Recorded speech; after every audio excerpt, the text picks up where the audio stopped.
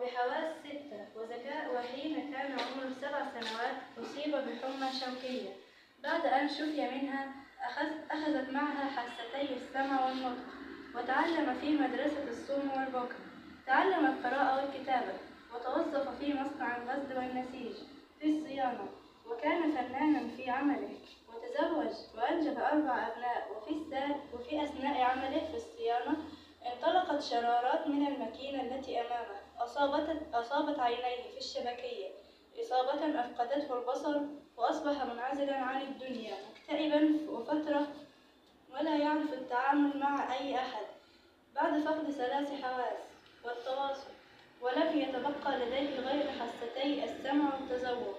فجأة تفتق ذهن ابنه عن فكرة رائعة، وهي أنه يعرف القراءة والكتابة والحروف.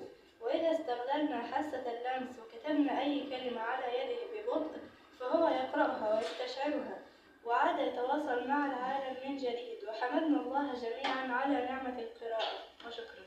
ما شاء الله عليك. ممتاز. أداء ممتاز يا جماعة. بارك الله فيك. جميلة جدا. الباقي بصدق. حاج محمد، كنت يعني حتقول تعليق على قصائد. في حاجة؟ في تفضل.